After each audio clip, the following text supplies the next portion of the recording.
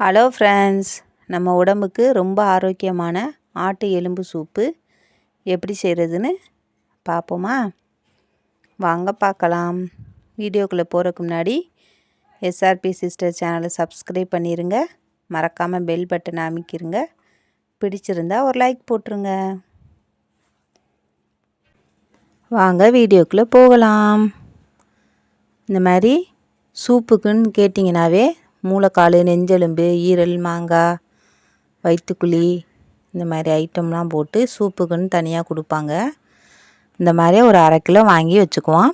நல்லா க்ளீன் பண்ணி எடுத்துகிட்டு குக்கரில் போட்டு ஒரு 2 செம்பு தண்ணியை ஊற்றிட்டு நல்லா கொதிச்சோன்னா மஞ்சத்தூள், ஒரு பச்சை மிளகா, 2 தக்காளி, ஒரு கைப்பிடி சின்ன வெங்காயத்தை 2-3 நறுக்கி அதோடு சேர்த்துக்குவோம். ஒரு 4-5 பல் பூண்டையும் சின்ன சின்னதாக நறுக்கி அதில் சேர்த்துக்குவோம்.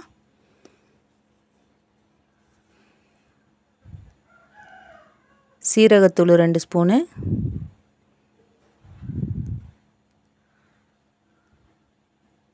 மல்லித்தூள் 2 ஸ்பூனு, சோம்புத்தூள் 2 ஸ்பூனு எல்லாம் சேர்த்து குக்கரை விசில் போட்டுருவோம். இதுக்கு காரம்லாம் இருக்காது. காரம் தேவைன்னா கடைசியில் பெப்பர் தூள் சேர்த்துக்கலாம். இது குழந்தைங்க, பெரியவங்க எல்லாருக்குமே ரொம்ப நல்லது. அதனால் காரம் இல்லாமல் வேக வச்சு எடுத்துக்குவோம். இப்போ குக்கரை மூடிட்டு ஒரு 7 விசில் விட்டு எடுத்திங்கன்னா நல்லா எலும்பு வெந்து மென்று சாப்பிட்ற அளவுக்கு இருக்கணும் எலும்பு.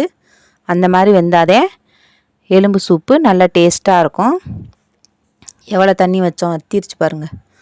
நல்லா எலும்பு வெந்து கலண்டதுக்கப்புறம் இதுக்கு ஒரு தாளிப்பு சேர்த்துக்குவோம். சோம்பு, சீரகம், பட்டை, இலை, ஒரு கிராம்பு, அன்னாச்சிப்பூ எல்லாம் சேர்த்து தாளித்து இந்த சூப்பில் சேர்த்துட்டு இறக்கும்போது கொஞ்சம் கருவேப்பிலையும் மல்லித்தலையும் சேர்த்து இறக்கணும்னா நல்லா வாசனையாக நல்லா டேஸ்ட்டாக இருக்கும் இந்த சூப்பு. உங்களுக்கு காரம் அதிகமாக தேவைன்னா கொஞ்சம் பெப்பர் சேர்த்துக்கங்க. நான் காரம் அதிகமாக சேர்க்கலை. பெப்பர் தூள் சேர்த்து இறக்குனீங்கன்னா சூப்பர் சுவையான எலும்பு சூப்பு தயார். இது நம்ம உடம்புல உள்ள எலும்புக்கு ரொம்ப முக்கியமான சத்துக்கள்லாம் இந்த எலும்பில் இருக்குது. ஆட்டு எலும்பில் இதை மாதத்தில் 2 தவணையாவது செஞ்சு சாப்பிடுங்க. Okay, bye friends. இன்னொரு வீடியோவில் பார்க்கலாம்.